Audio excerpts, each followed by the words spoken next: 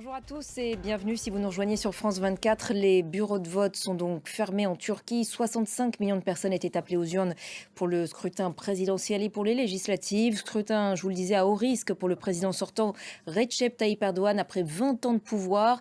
Menacé par le candidat de l'opposition Kemal Kılıçdaroğlu, les deux hommes ont voté dès ce matin. On va les écouter tour à tour.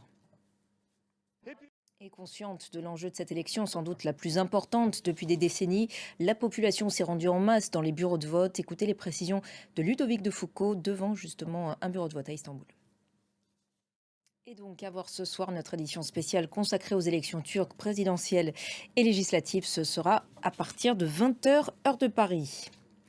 Après Rome, Volodymyr Zelensky en visite à Berlin. Aujourd'hui, il a été reçu par le chancelier Olaf Scholz avec les honneurs militaires. Il se voit aussi décerner aujourd'hui le prix Charlemagne pour sa contribution à l'unité européenne. Berlin lui a assuré une nouvelle livraison d'armes à venir pour soutenir la contre-offensive ukrainienne en préparation.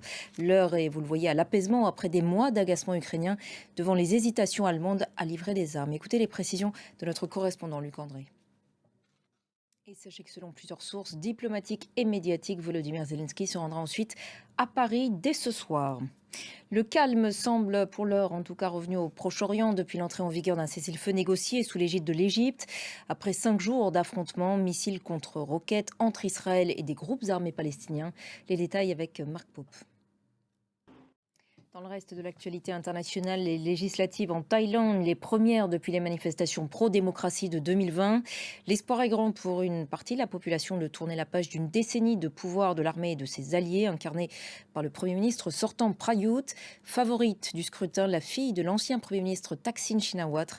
Premier résultat attendu dans la soirée. Héloïse Mélan. Le cyclone Mocha atteint aujourd'hui les côtes du Bangladesh et de la Birmanie. Il s'accompagne de vents pouvant aller jusqu'à 250 km/h. Les dégâts s'annoncent importants et la situation est particulièrement inquiétante pour les déplacés Rohingyas qui vivent dans des conditions déjà très précaires. Plusieurs centaines de milliers de personnes ont déjà été évacuées. Johanna Citruc. Et c'est la fin de cette édition. Merci à tous de l'avoir suivi. L'actualité continue sur notre antenne et sur notre site internet france24.com en français, en anglais, en arabe et en espagnol. Merci à vous tous de votre fidélité à France 24.